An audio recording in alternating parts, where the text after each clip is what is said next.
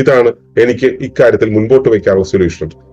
ഇത് പരിശീലിക്കാനായിട്ട് നിങ്ങളെ ഒളിമ്പസിലേക്ക് ഞാൻ സ്വാഗതം ചെയ്യുന്നു. ഇതാണ് എനിക്ക് ഈ കാര്യത്തിൽ പറയാനുള്ളത്.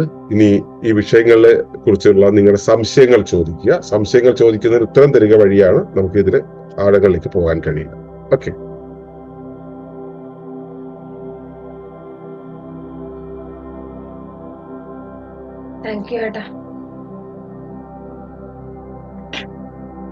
എല്ലാവർക്കും നന്ദി.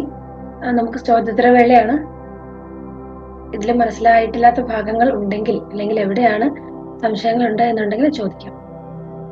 ചോദ്യങ്ങളുള്ളവർ ചോദ്യം ഉണ്ടെന്ന് ചാറ്റ് ബോക്സിൽ എഴുതുകയോ അല്ലെങ്കിൽ ഒന്ന് കൈ ഉയർത്തുകയോ ചെയ്താൽ മതി.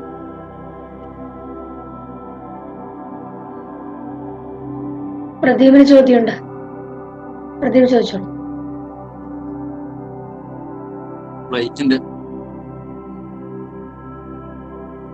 മനസ്സിന്റെ വലിയ മനസ്സ്, പിന്നെ അതിന്റെ ചെറിയ മനസ്സ്, അതിന്റെ ചെറിയ മനസ്സ്, അങ്ങനെ പറഞ്ഞു വന്നല്ലോ. അപ്പോ അതിന് എത്ര തലങ്ങളുണ്ട് എന്നുള്ള 5 തലങ്ങൾ തന്നെയാണോ? 5 തലങ്ങളല്ല, അല്ല അല്ല, 1000 തലങ്ങൾ കാണാം, കോടികൾ കാണാം, നമുക്ക് അറിയില്ല. നമ്മൾ മനസ്സിലാക്കേണ്ടത് 3 ഭാഗങ്ങളായിട്ടാണ്. ഞാനെന്ന തലം, എന്റെ ഉപരിയായ തലം, എന്റെ ആന്തരികമായ തലം. അത് എത്ര പോകും നമുക്ക് അറിയില്ല. അകത്ത് എത്ര പോകും നമുക്ക് അറിയില്ല. നമ്മൾ പ്രകടമായിട്ട് കാണുന്ന ചില തലങ്ങളെയാണ് പറയുന്നത്. എനിക്ക് അവയവമുണ്ട്, അവയവത്തിനകത്ത് കലകളുണ്ട്, കലകൾക്കകത്ത് കോശങ്ങളുണ്ട്, കോശങ്ങൾക്കകത്ത് കോശാന്തര ദ്രവങ്ങളുണ്ട്, അതിനകത്ത് തന്മാത്രകളുണ്ട്, തന്മാത്രകൾക്കകത്ത് അണുക്കളുണ്ട്, അണുക്കൾക്കകത്ത് ക്വാക്കുകകളുണ്ട്, ക്വാക്കുകൾക്കകത്ത് മറ്റ് ബോധതലങ്ങളുണ്ട്, അല്ലെങ്കിൽ മറ്റ് ഊർജ്ജ തലങ്ങളുണ്ട്, ഊർജ്ജത്തിനകത്ത് മറ്റ് പിന്നെയും തലങ്ങളുണ്ട്. അതൊക്കെ നമ്മൾ പറയും. ഇതൊക്കെ നമ്മുടെ അനുഭവങ്ങളുടെ ഇത് വെച്ചിട്ട് പറയുന്നതാണ്. ഇതിന്റെ ഇടയിൽ എത്ര ഉണ്ടെന്നുള്ളത് അറിയില്ല. ശരീരത്തിനും അവയവത്തിനിടയിൽ എത്ര തലങ്ങൾ ഉണ്ട് എന്നുള്ളത് നമുക്ക് അറിയില്ല. ഉണ്ട്, തലങ്ങളുണ്ട്, എന്നുള്ളത് ഉറപ്പാണ്. എനിക്കത് ബോധ്യമുണ്ട്. പക്ഷെ അത് നമുക്കറിയില്ല എത്രയാണ്. നമ്മളിപ്പോ 1-ാം മയിൽക്കുറ്റിയിൽ നിന്ന് 2-ാം മയിൽക്കുറ്റിയിലേക്ക് നടക്കുമ്പോൾ ഇതിനിടയിൽ എത്ര മയിൽക്കുറ്റി ഉണ്ടെന്ന് ചോദിച്ചാൽ നമുക്ക് വേണം മയിൽക്കുറ്റി പറയാൻ പറ്റും.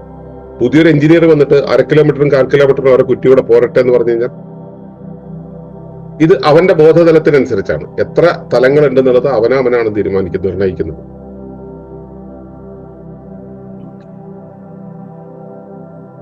ഓക്കെ. അപ്പോ അതിന്റെ ശുദ്ധ ബോധ തലത്തിലേക്കുള്ള വളർച്ച എന്ന് പറയുന്നത് ഈ പറയുന്ന വലുത് ചെറുതായിട്ട് വരുന്ന എണ്ണങ്ങളെ മനസ്സിലാക്കുകയാണോ? സുതാര്യമാകൽ, എണ്ണങ്ങളെ മനസ്സിലാക്കലല്ല. ഈ അവിടെ ഇവിടെയും അങ്ങനെ ക്രമം തെറ്റി ഇങ്ങനെ അലൈൻമെന്റ് മാറിക്കിടക്കണ എല്ലാം ഒരു നേർരേഖയിലേക്ക് ആക്കുക. ട്രെയിനിന്റെ ബോഗിയില് എല്ലാം ക്രമത്തിലാക്കുമ്പോ ഈ അറ്റം നോക്കി ആറ്റം കാണില്ലേ? അതുപോലെ ഇത് സുതാര്യമാക്കുക എന്നുള്ളതാണ് വേണ്ടത്. അപ്പൊ എത്ര എണ്ണം ഉണ്ടെന്നുള്ളൊരു വിഷയമല്ല, പ്രസക്തമല്ല. അത് പ്രസക്തേ അല്ല. നമുക്ക് സുഖമായിട്ട് യാത്ര ചെയ്യാൻ പറ്റും അതിൽ കൂടെ. അതുകൊണ്ടാണ് പറഞ്ഞത്, എനിക്ക് ആ വഴി കാണാപ്പാടാണ്. പക്ഷെ എത്ര ബോഗി ഉണ്ടെന്ന് എനിക്കറിയില്ല. മനസ്സിലല്ലേ? അതായത് നമ്മളത് ബോഗി ഓരോന്നിനെ നിവർത്തി പോയൊരു പരിചയമാണ് നമുക്കുള്ളതെങ്കിൽ ഒരു പക്ഷെ നമ്മളത് മനസ്സിലാക്കിയാല്, നമ്മൾ കാര്യങ്ങൾ സുതാര്യമാക്കിയിട്ട് അതിനകത്തൂടെ ജംബോ ജെറ്റ് പോണ പോലെ പോയിട്ട് വന്നാണെങ്കിൽ നമുക്കത് മനസ്സിലാവില്ല, അറിയാൻ കഴിയില്ല എന്ന് തന്നെയാണ് എന്റെ വിശ്വാസം.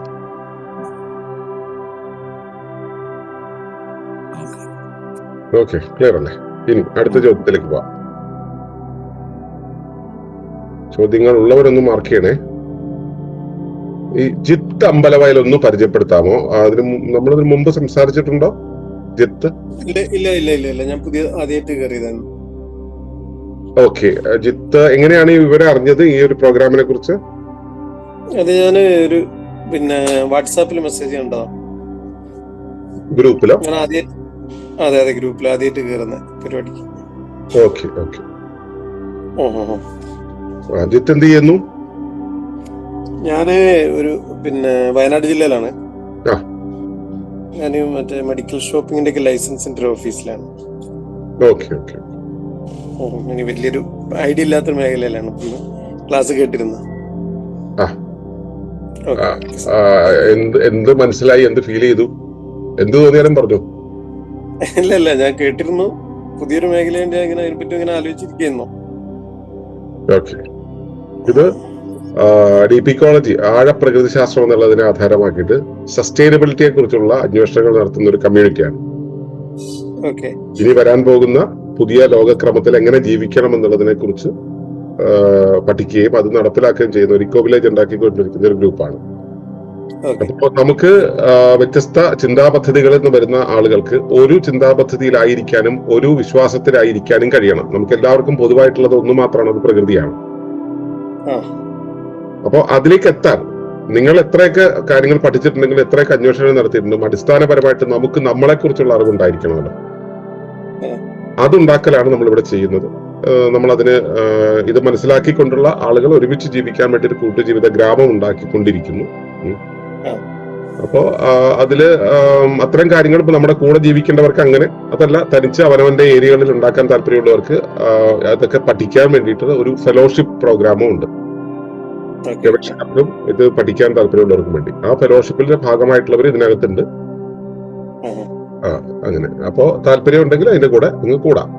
ഇങ്ങനെ നിങ്ങൾ തന്നെ ഇതിൽ ഓരോ പ്രോഗ്രാമിൽ വന്ന് കൂടിയവരാണ് ഇവിടെ ഇരിക്കുന്നവരൊക്കെ. ജിത്തിന്റെ ഫോൺ നമ്പറും പേരും ഫോൺ നമ്പറും ഒന്ന് ടൈപ്പ് ചെയ്തിടണേ ഇവിടെ.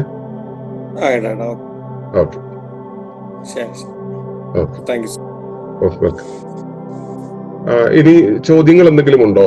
ചോദ്യങ്ങൾ ഉണ്ടെങ്കിൽ ഇതൊന്ന് മാർക്ക് ചെയ്യാൻ പറഞ്ഞിരുന്നു, ആരും മാർക്ക് ചെയ്ത് കണ്ടില്ല. അങ്ങനെയാണെങ്കിൽ നമുക്ക് ഇവാലുവേഷനിലേക്ക് പോവാം.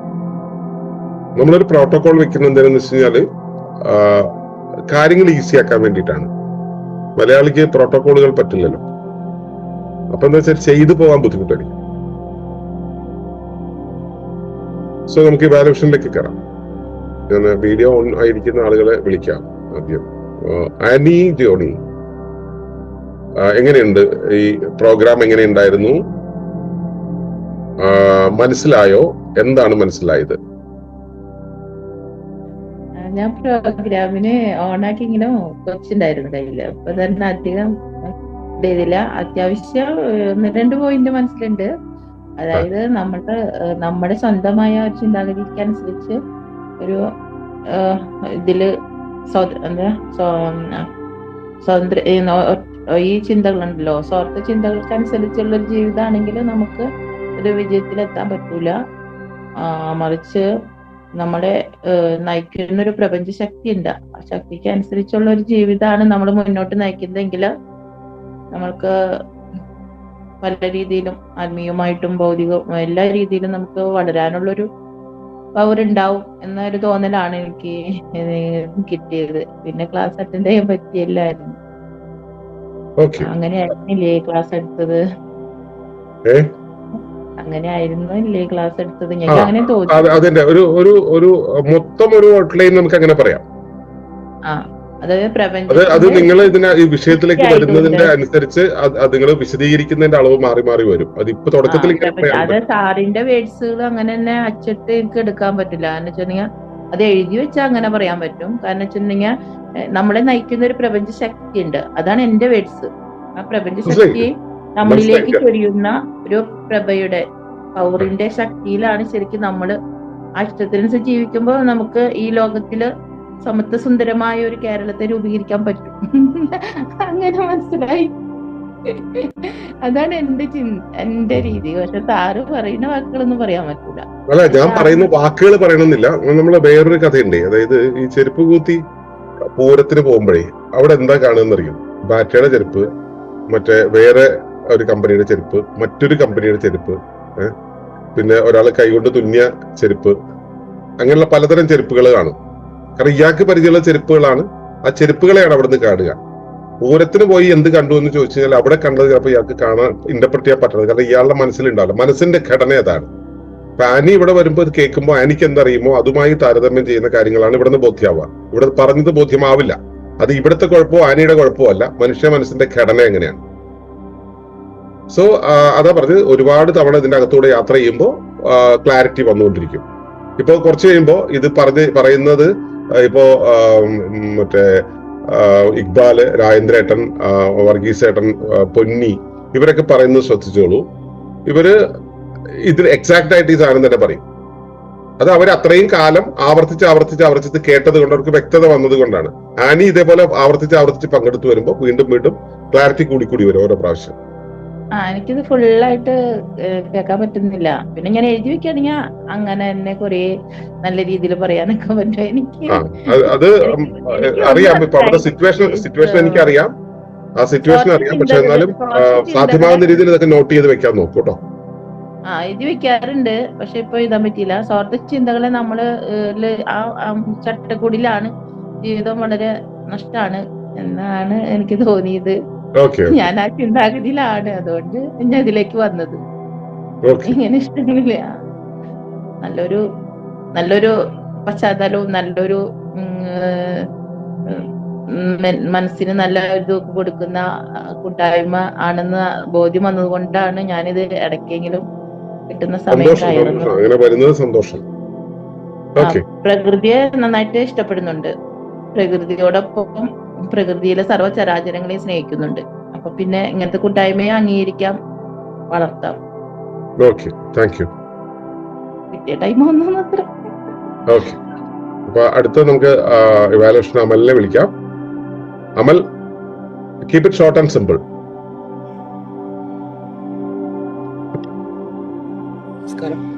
നമസ്കാരം. ഇന്ന് ഞാൻ ഈ ലാസ്റ്റ് കേറിയത് കൊണ്ട് തന്നെ വളരെ ഷോർട്ട് ആൻഡ് സിമ്പിൾ ആണ്. താൻ ബാധി ദൈവം ബാധി എന്നുള്ള ആ രീതിയിൽ തന്നെ പോകാന്നുള്ളൊരു നിലപാട് തന്നെ. ഞാനേ അതിന്റെ ഇടയ്ക്ക് ഇവിടെ കറണ്ട് പോയപ്പോ അതിന്റെ ഇതായില്ലായി പോയി.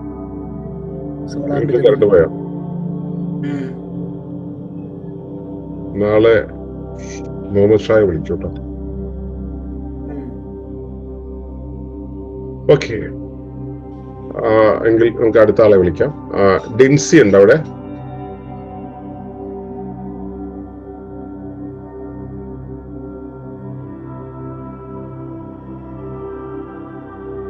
ഓക്കെ, ഡിൻസിക്ക് ശേഷം രാജേന്ദ്രേട്ടനെ വിളിക്കാം. രാജേന്ദ്രേട്ടൻ ഒന്ന് റെഡി ആയിരിക്കണേ. ഡിൻസി പറയും.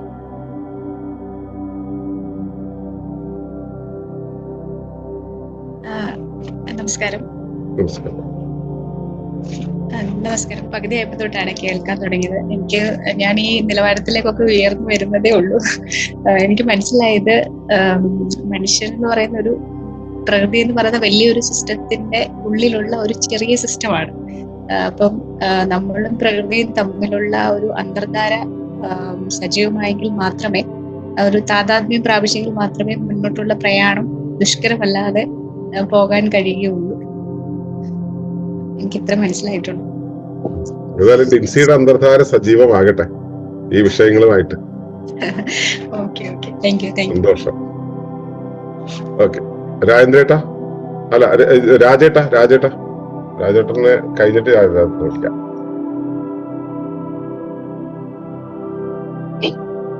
എല്ലാവർക്കും നമസ്കാരം. നല്ലൊരു അറിവുള്ള ക്ലാസ് ആയിരുന്നു ഇന്ന്. മനസ്സിനെ പറ്റിയും മറ്റേ പ്രപഞ്ച ശക്തിനെ പറ്റിയും. അതുകൊണ്ട് നല്ലൊരു ക്ലാസ്. മനസ്സിന്റെ തലം പറഞ്ഞ നമുക്ക് മനസ്സിനെ എത്ര ചിത്രീകരിച്ചാലും അത് ഒരു പോയിന്റ് ഓഫ് വ്യൂവിൽ ഒതുങ്ങില്ല. അങ്ങനെ എക്സ്റ്റൻഷനായി പോയിക്കൊണ്ടേയിരിക്കും മൈൻഡിന്റെ തലം. അങ്ങനെ ഇക്കോ ഫ്രണ്ട്ലി ക്ലാസ്സും പ്രപഞ്ചത്തിനോട് എങ്ങനെ അനുയോജിച്ച് പോകണം എന്നുള്ള ഒരു തിയറി, നമ്മളെങ്ങനെ നല്ല മനസ്സോടെ ജീവിക്കണം എന്നുള്ള ഒരു അറിവും കിട്ടിയതാണ്. വളരെ നന്ദി. Thank you. സന്തോഷം.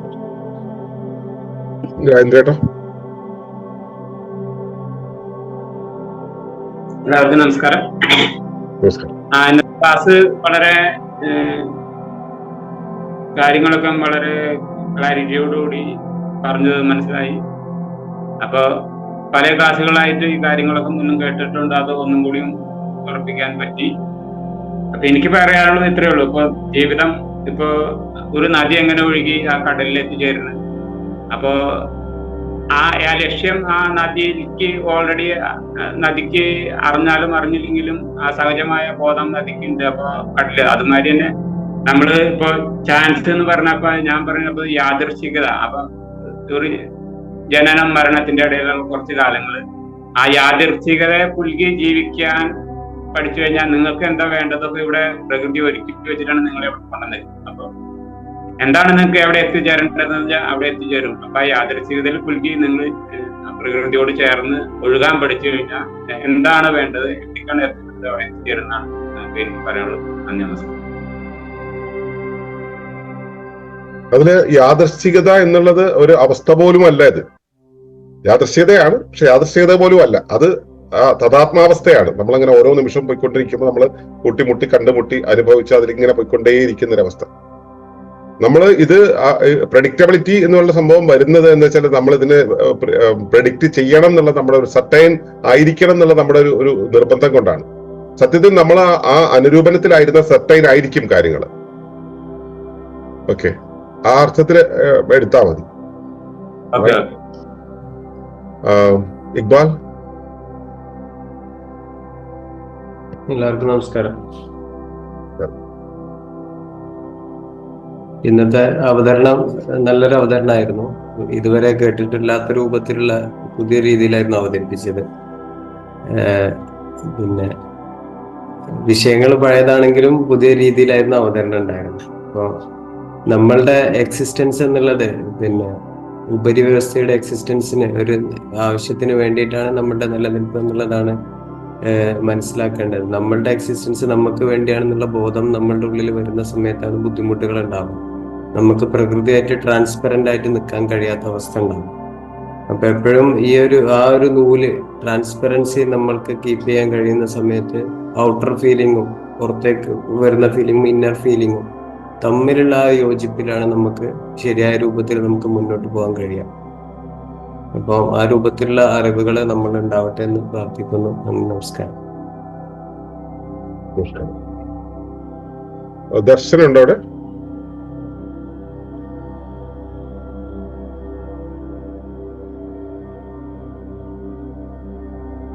ഓക്കെ, ദർശനെ കാണുന്നില്ല.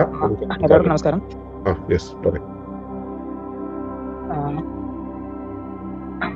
ഞാൻ പറയുന്നത് കേൾക്കുന്നുണ്ടോ? ക്ലിയർ ആണ്, പറഞ്ഞു. ശേഷൻ കേട്ടിരുന്നു, കുറച്ചു നേരം കേട്ടിരുന്നു. പിന്നെ ഇത് ഇടയ്ക്ക് നെറ്റിന്റെ പ്രശ്നം ഉണ്ടായിരുന്നു. അപ്പൊ അത് നോക്കാനായിട്ട് പോയി. അപ്പോ മുഴുവനായിട്ടും കേൾക്കാൻ പറ്റിയില്ല. അപ്പോ ഇത് ഫെലോഷിപ്പിന്റെ ചുരുങ്ങിയ രൂപമായി പോയി എന്ന് തോന്നി. ഫ്രെയിംവർക്ക് അത് തന്നെയായിരുന്നു, ആ ചൊവ്വ വന്നത്. ഇതിലെ പലതും ഫെലോഷിപ്പിന്റെ ഇത് മലയാളത്തിലാകുമ്പോ അത് കുറച്ചും കൂടി മനസ്സിലാവുന്നുണ്ട്. മറ്റുള്ളവർ വിചാരിക്കുമ്പോ അത് ഇംഗ്ലീഷിലാകുമ്പോഴാണ് എളുപ്പം എന്നത് അവർക്ക് മനസ്സിലുണ്ട്. പക്ഷെ എനിക്ക് മലയാളത്തിലാകുമ്പോ കുറച്ചും കൂടി അത് മനസ്സിലാവുന്നുണ്ട്.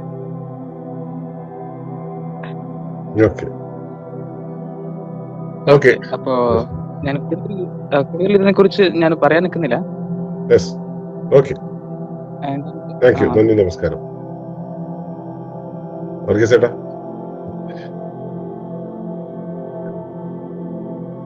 എല്ലാവർക്കും നമസ്കാരം.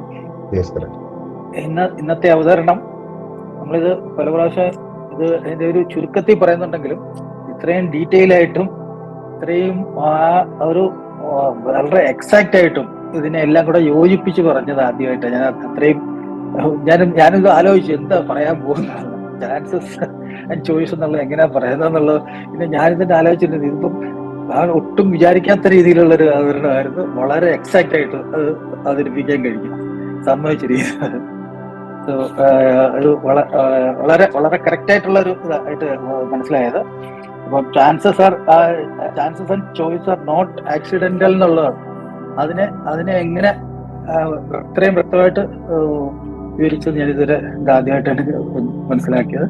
അപ്പം അതിൽ ഈ പറയുന്നത് നമ്മള് chances and choice become one when we are in dynamic balance. അതാണ് അതിന്റെ കറക്റ്റ് പ്രയോഗം. നമ്മൾ ഈ പറയുന്ന അതിന്റെ clarity, transparency, reference, integrity, dynamic balance, ecocentrism, ecocentrism, ഇതെല്ലാം കൂടെ ചേർന്ന് ഉള്ള ഒരു ട്രാൻസ്പെറൻസി ലൈനിൽ നിൽക്കുമ്പോൾ നമ്മൾ നെസ്റ്റഡ് എൻറ്റിറ്റി, നെസ്റ്റഡ് രൂപീകരണത്തിന്റെ അതിന്റെ കറക്റ്റ് പൊസിഷനിൽ നിൽക്കുകയും നമ്മൾ നമ്മുടെ ഏത് ഉദ്ദേശിക്കുന്ന വെച്ചാൽ വൈദ്യൻ വിജിച്ചതും രോഗി ഇച്ഛിച്ചതും പാല് തന്നെ എന്നുള്ള ആ ഒരു ഇതിൽ എത്തുന്നതാണ് ഈ പറഞ്ഞത്. അപ്പൊ ഇവിടെ എല്ലാം ബോധമാണ് വർക്ക് ചെയ്യുന്നത്, ബോധമാണ് സർവം എന്നുള്ളതിന്റെ തന്നെ അതിന്റെ ഒരു ശരിക്കുള്ള ആവിഷ്കാരമാണ് ഈ പറഞ്ഞിരിക്കുന്നത്.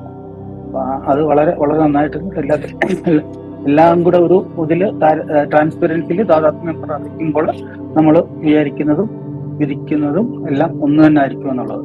അപ്പൊ അതിനായിട്ട് പ്രത്യേകിച്ച് ഇത് ചെയ്യേണ്ടതില്ല, നമ്മൾ ഇതിനോട് ചേർന്ന് നിൽക്കുക, ആ ട്രാൻസ്പെറൻസിയിലായിരിക്കുക എന്നുള്ളത് തന്നെയാണ് പറയുന്നത്. ഓക്കെ, നല്ലൊരു ഉദാഹരണം, എക്സലന്റ് പ്രസന്റേഷൻ, താങ്ക് യു. ഏട്ടാ പൂട്ടാനൊരു കാര്യം കൂടെ പറഞ്ഞു തരട്ടെ, പൂട്ടി വയ്ക്കാൻ. അതായത് രോഗി വൈദ്യൻ കൽപ്പിച്ചതും പാലാകണമെങ്കിൽ പെന്റാക്കൂനെ കണക്ട് ചെയ്താൽ മതി. പെന്റാക്കൂന്റെ നിയമമാണ് പാലിക്കുന്നത്. അതിട്ട് പൂട്ടിയാൽ മതി. ഈ പറഞ്ഞ കാര്യങ്ങളെല്ലാം പെന്റാക്കുമായിട്ട് കണക്ട് ചെയ്ത്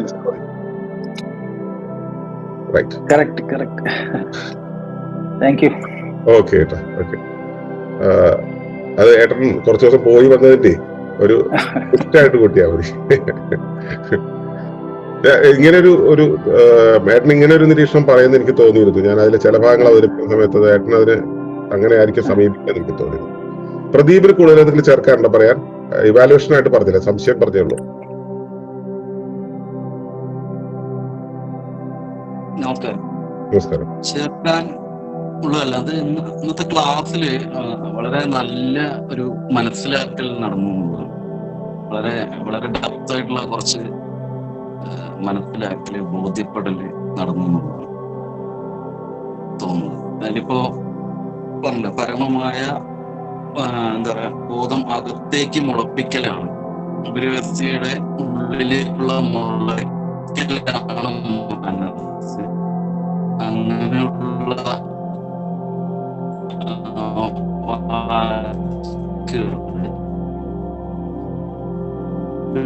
വേറെ പറയുന്നതിന്റെ ഇടയിലൂടെ പല കാര്യങ്ങളും ഗ്രഹിക്കാൻ ഉപരിവ്യവസ്ഥ നമ്മൾ നമ്മളിപ്പോ ഞാൻ എന്റെ എന്നൊക്കെയുള്ള ഒരു ബോധം നമുക്ക് ഉണ്ടാകുമ്പോൾ നമുക്കത് ഇപ്പൊ ക്യാൻസറിനെ കുറിച്ചൊക്കെ കമ്പയർ ചെയ്ത് സംസാരിച്ചു. അപ്പോ ഈ അസുഖകരമായ അവസ്ഥ ഉണ്ടാവുന്നത് പ്രദീപ് വീഡിയോ ഓഫ് ചെയ്ത് വെക്ക്, വീഡിയോ ഓഫ് ചെയ്ത് വെക്ക്. ഒരു സ്വാധീനത്താലും നമ്മുടെ ചിന്തയാലും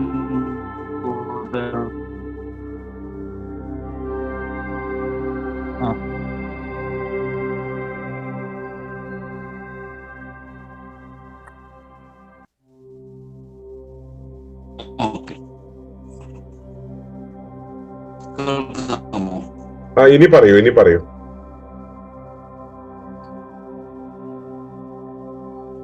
കേൾക്കാമോ? കേൾക്കാം, പറഞ്ഞോളൂ.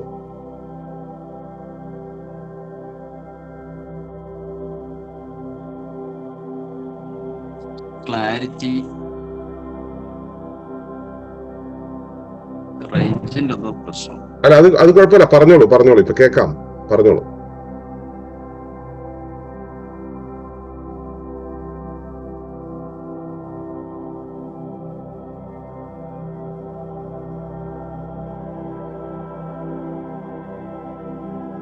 ഓക്കെ, പ്രദീപ് വരട്ടെ. അങ്ങനെയാണെങ്കിൽ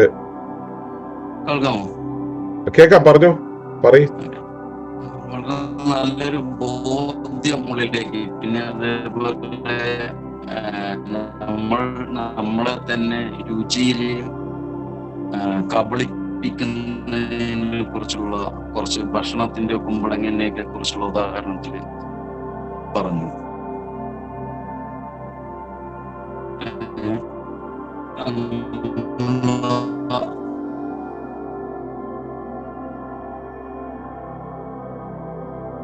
തീരുമാനമായി.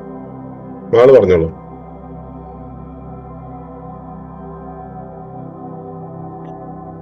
എല്ലാവർക്കും നമസ്കാരം. പ്രദീപ് ഒന്ന് വെയിറ്റ് ചെയ്യേ. ഇന്നത്തെ ഫ്രൈഡേ വിസ്ഡം വളരെ എല്ലാവർക്കും ഉള്ളിൽ ഒരു വിസ്ഡം ഉണ്ടാക്കുന്ന തരത്തിലാണെന്ന് എല്ലാവരുടെയും ഇവാലുവേഷൻ കേട്ടപ്പോ മനസ്സിലായി. പിന്നെ പ്രത്യേകിച്ച് ഇക്കോ ഫെലോഷിപ്പ് സ്റ്റുഡൻസിന് വളരെ ഒരുപാട് കാര്യങ്ങൾ, ഇപ്പോൾ പ്രദീപ് പറഞ്ഞതുപോലെ ഒരുപാട് കാര്യങ്ങൾ ശരിക്കും ചിന്തിക്കാനും അല്ലെങ്കിൽ ഒരു ക്ലാരിറ്റി ഉണ്ടാക്കുന്ന തരത്തിലായിരുന്നു. അപ്പോൾ എന്താണ് നമുക്ക് ലഭിക്കുന്നത്, എന്താണ് നമ്മൾ ആഗ്രഹിക്കുന്നത്, നമുക്ക് ആവശ്യമുള്ളത് തന്നെയാണോ നമുക്ക് ലഭിക്കുന്നത്, ഇങ്ങനെയുള്ള കുറെ കാര്യങ്ങൾക്ക് നമ്മൾ വിശദമായിട്ടൊന്ന് ഇന്നത്തെ ക്ലാസ്സിലൂടെ കടന്നു പോവുകയാണെങ്കിൽ നല്ലൊരു ക്ലാരിറ്റി കിട്ടും എന്നാണ് എനിക്ക് മനസ്സിലായത്. ആദ്യമായിട്ട് കേൾക്കുന്നവർക്ക് മാത്രം കുറച്ചൊരു ടഫായിട്ട് തോന്നിയിട്ടുണ്ടാവും തുടക്കത്തിൽ. അത് കുറേ പ്രാവശ്യം നമ്മൾ കേൾക്കുമ്പോൾ മാത്രമേ അതിലേക്ക് ഒരു ഒഴുക്ക് വരുള്ളൂ ആ കേൾക്കുന്നതിൽ. പിന്നെ എന്തായാലും ഒരു ചുരുക്കമായിട്ട് പറയുകയാണെങ്കിൽ നമ്മളെന്ന് പറയുന്നത് നമ്മുടെ ഉപരിവ്യവസ്ഥ, അത് പേട്ടൻ പറഞ്ഞു, അത് നമുക്ക് എങ്ങനെയാണോ സങ്കല്പിക്കാൻ പറ്റുന്നത്, ഈശ്വരനായിട്ടാണെങ്കിൽ അങ്ങനെ, പ്രകൃതിയായിട്ടാണെങ്കിൽ അങ്ങനെ.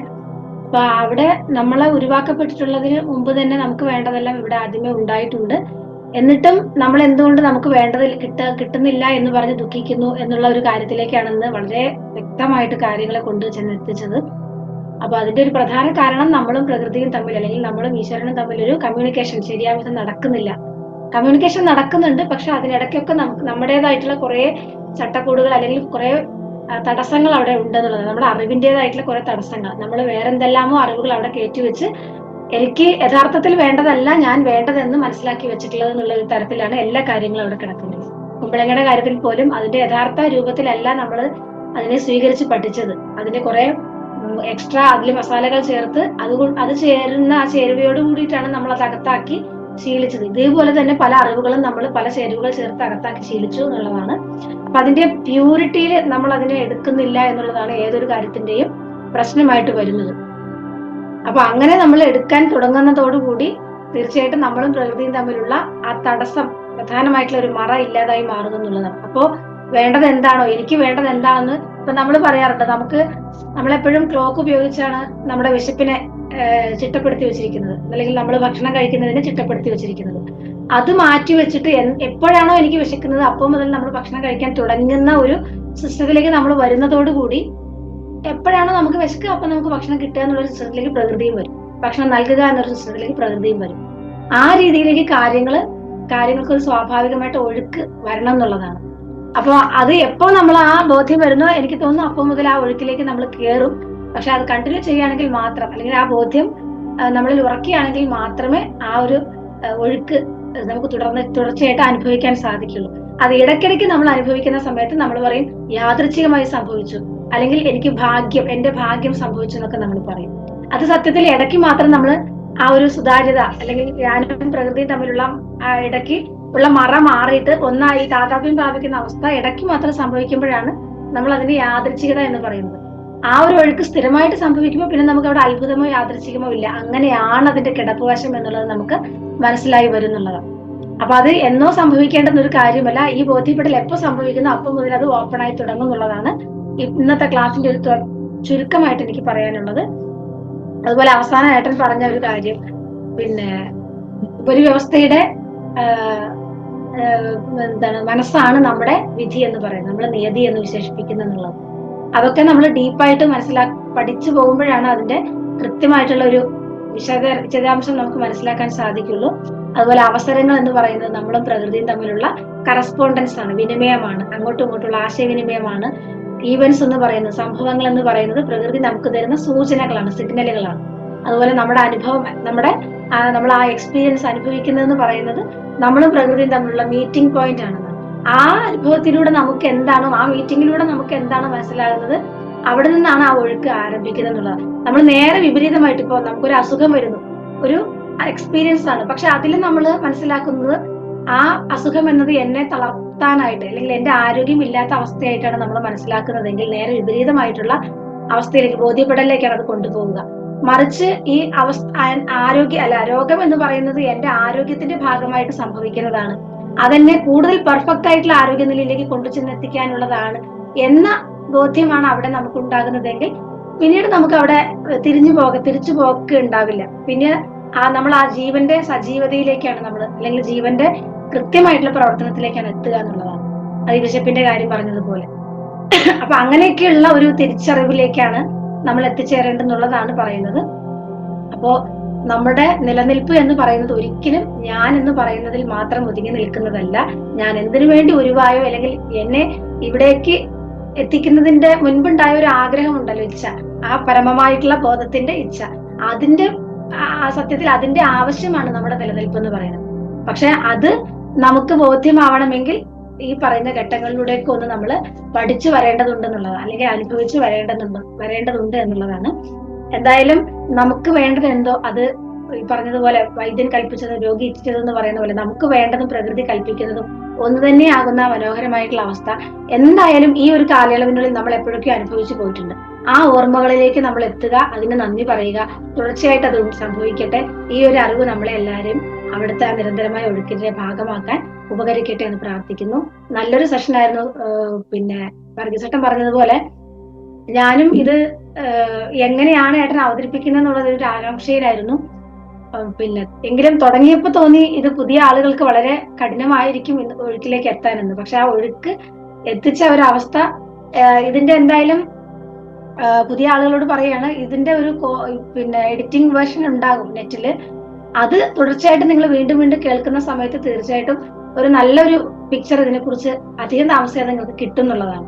എന്തായാലും ഇപ്പൊ സംസാരിച്ച് വന്നപ്പോ ഡിൻസിയും അയന ചേച്ചിയും ഒക്കെ സംസാരിച്ച് വന്നപ്പോ ഏതാണ്ട് ഒരു പിക്ചർ നിങ്ങൾക്ക് കിട്ടിയിട്ടുണ്ട്. കൃത്യമായിട്ട് കിട്ടില്ല എന്നുള്ളൂ, കാരണം വളരെ ആദ്യമായിട്ട് നിങ്ങൾ കേൾക്കുന്നതും വളരെ പുതിയതായിട്ടുള്ള കാര്യങ്ങളൊക്കെ ആയതുകൊണ്ട്. പക്ഷെ നമുക്ക് കിട്ടിയ ഇപ്പൊ എല്ലാവരുടെയും ഇവാലുവേഷനും ഇതിന്റെ ചെറിയൊരു പിക്ചറും എല്ലാം കൂടി നമുക്ക് കിട്ടുന്ന സമയത്ത് ഇത് വീണ്ടും വീണ്ടും ആവർത്തിച്ച് ഇതൊന്ന് കടന്നു പോവുകയാണെങ്കിൽ ഉറപ്പായിട്ടും നിങ്ങൾ ഇതിന്റെ സത്തയിലേക്ക് എത്തിച്ചേരുന്നുള്ളതാണ്.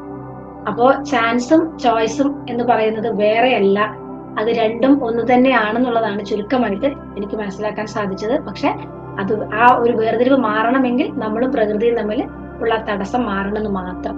അപ്പൊ നമുക്ക് രണ്ടും ഒന്നായിട്ട് അനുഭവിക്കാൻ സാധിക്കുന്നതാണ്. ഈശ്വരൻ അനുഗ്രഹിക്കട്ടെ, എല്ലാവരെയും പ്രകൃതി അനുഗ്രഹിക്കട്ടെ എന്ന് പ്രാർത്ഥിക്കുന്നു. നന്ദി, നമസ്കാരം.